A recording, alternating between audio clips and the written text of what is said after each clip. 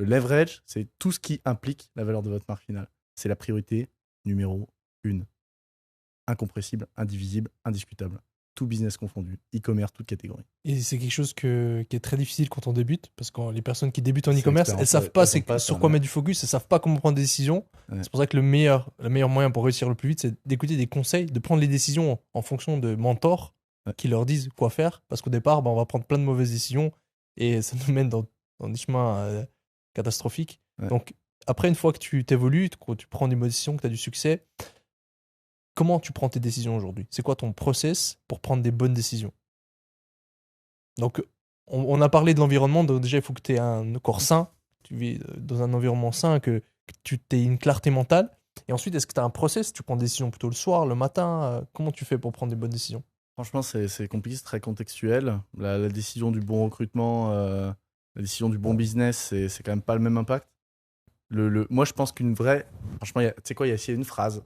C'est quand il y a un doute, il n'y a pas de doute. Mhm. Alors, ça, cette phrase, elle vaut des milliards. Parce que quand tu te poses la question, c'est que c'est pas le bon. Et je vous garantis que quand c'était le bon, 100%. profit que je devais Ouais. recruter, le bon projet, tout était tellement clair, Ouais. lisible, sûr, à 100%. Tout était, rien disait dans l'autre sens. Je courais autour de la maison, etc. Ça, c'est une bonne décision. Une bonne décision, c'est pas compliqué à prendre. Tour de la maison à Par Bangkok? contre, louper, non, non, Parce que louper une mauvaise décision, c'est là où ça devient compliqué. Mhm. Donc, je pense que quand on a un doute, il faut dormir dessus, prendre le temps, juste se donner assez de temps pour se rendre compte que ça va pas, quoi. Et être intransigeant. Intransigeant. Ça, c'est quelque Et chose que... chaque heure que vous ferez, elle vous apprendra juste que la fois d'après, il faudra pas la faire, quoi. Ça, c'est une erreur que moi je faisais, c'est que je suis quelqu'un d'intransigeant de base. Donc Mhm. quand j'ai commencé le business, j'étais intransigeant, puis après je me suis associé et je me laissais un peu influencer. J'étais moins intransigeant. Et après j'ai repris tout seul, je me suis dit, ok, maintenant je suis intransigeant comme j'avais l'habitude de faire.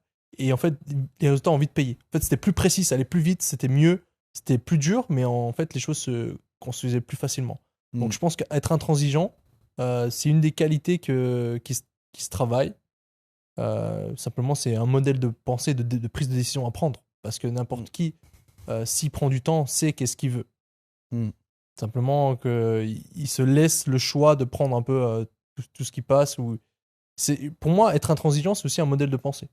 C'est-à-dire, il faut prendre consciemment le choix de prendre la chose qui correspond le mieux à ce qu'on veut aller. Très Ouais. juste. Ouais. D'où l'importance de bien définir le point de départ. Mhm.